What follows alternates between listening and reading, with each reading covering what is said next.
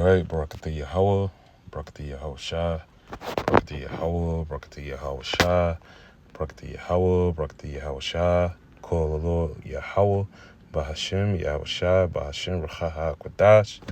Double honors to the apostles of Great Millstone, Wu on Teach Well, where we learn this knowledge, wisdom, and truth from. This is Lakamah from the Virginia branch of Great Millstone with another quick lesson. I did a lesson a couple days ago called Get and Keep Wisdom. You know, just basically reiterating the times we are in and how one of the best tools to have is wisdom, you know, and to keep it because, the times is, we're in an uproar if you have the spiritual eye salve to see it. You know, we're at the latter end of these prophecies, we're, so to speak, in the end book of the scriptures in Revelation, So, I don't know who this guy is, but he said some people just say stuff just to get it, a rebuttal out of you. But instead of responding, I just said I'll do a quick lesson. This guy, Golden Rule, I don't even want to say it, but he says 2nd Ezra 6:9 explains Jacob and Esau, which, if you have the spiritual eye salve, it does. And you know what? I might go there too. Esau isn't a white man. It is a place and time. So let's go to 2nd Ezra 6:9. Let me go here.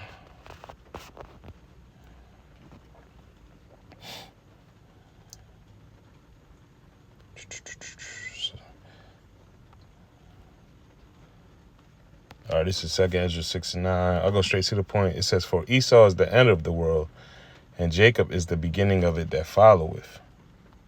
Now, that is true. But, I understand if you want to flip and say it's a time period, it is, because Esau's time period is right now, but he's at the end of it. And once this kingdom goes down, the kingdom of heaven of Yasha'Allah will come down and we will be in rulership. So that is correct. But to say Esau is not the white man, so-called white man, it's only a place and time. Well, you're not reading the scriptures. Let's go to Genesis 25. Let's just go to the basics. Genesis 25. Salakia. And 23. It says, "And Yahweh said unto her, 2 nations are in thy womb." Well, I'll start at 21. "And Isaac entreated in Yahweh for his wife because she was barren, and Yahweh was entreated of him. And Rebekah his wife conceived, and the children struggled together within her. And she said, If it be so, why am I thus?" Meaning, if it's meant for me to be pregnant with these kids, why am I in these pains?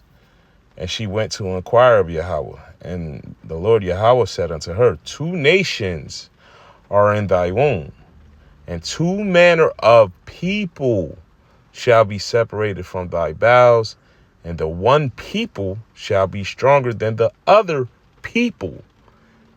I'm emphasizing people for a reason. "And the elder shall serve the younger.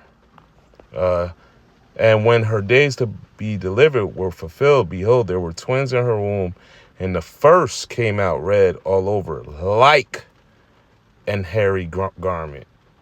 Now, we got to remember, in the ancient times, people would dye their garments, which typically would be hairy, right, with blood or, different type of things. But red will be coming from the blood, right? Whether it be, I'm pretty sure probably goats or animals, don't quote me on that. But, I'm pretty sure that's what it is. "And they called his name Esau."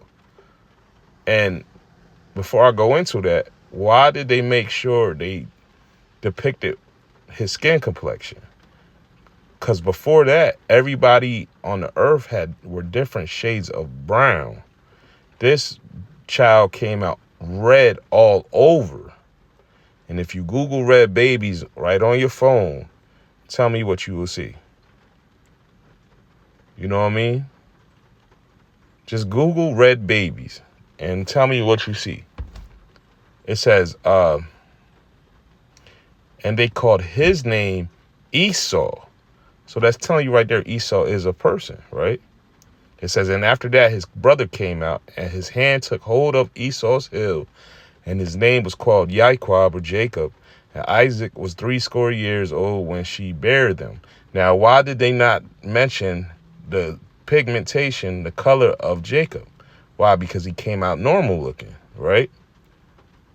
And this verse 26 pursues to 2nd Ezra 6 and 9. And his hand took hold on Esau's heel. Why did he take his hand? Why did his hand take hold on Esau's heel? Back to 2nd Ezra 6 and 9. For Esau is the end of the world, and Yaquab, Jacob, is the beginning of it that followeth. So that was spiritual. All right, you got it right now, but I'm holding on to let you know I got next. And my next is forever, essentially, you know? Let's go to Genesis 36 and 1. Now, these are the generations of Esau, who is Edom. Once again, this is talking about a bloodline of people pursuant to the father.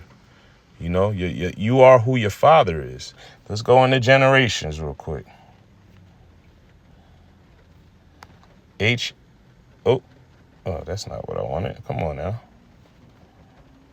Salakia. Generations. It says H8434, so that's the Hebrew. Descendants, results, proceedings, generations, genealogy, account of men and their descendants. Boom, point blank, period, right? But we not done. Let's drop down to verse 19, right? These are the sons of Esau, who is Edom, and these are their dukes. So the sons of Esau, who is Edom. So Esau and Edom is synonymous. Ishashua and Adawam is the same thing. Okay. Now Edom, you know, that goes with the land, but that's who that person is. Esau is Edom. You know, Ishashua, Esau means wasted away, right? No pigmentation. And Edom means red. Let's go into that and see if blue is on point with that. Esau. Nope. That's wrong. That's wrong. I had a feeling the blue was going to go off on that. Anybody that knows, that means wasted away. Let's go to Edom. I had a feeling.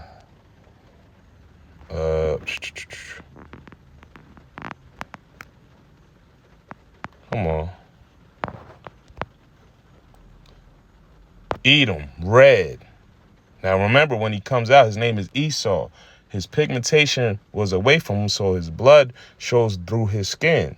That's why his name is Esau, wasted away, and Edom is red, because he came out red all over, like an hairy garment. Right? Let's drop down. Oh, Salakia, I skipped one. Let's go to 8. Thus dwelt Esau in Mount Seir, right? Esau is Edom. How can a time dwell in a place? You could dwell in a time, but a time can't dwell in a place. That doesn't make sense, right? But let's go back to 19, because I got a precept for that. It says, these are the sons of Esau, who is Edom, and these are their dukes. When you hear somebody say dukes, what do you think of? The so-called white man. You never heard different nations say they're dukes, you know? Dukes of this, dukes, even recently, Dukes of Hazzard. What were they? You know what I mean? You know? Whenever you think of dukes, these were people of that lineage of Esau. Let's go to 36 and 43.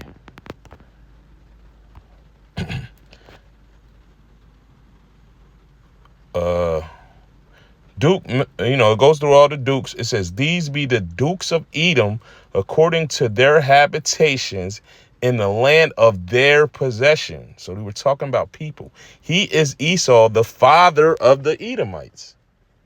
So Esau is the progenitor of the Edomites. So what the hell is this guy talking about? Esau isn't a white man. It's a place and time. You know? That makes sense. That makes no sense. He bugs out on the second comment, but I'm not even going to address that. And we know who Esau is. We know he's the so-called white man. Why? Because let's go to 2 Thessalonians, right? Salakia 2 and 3. It says, Salakia. Man, gotta get a new phone. 2 and 3.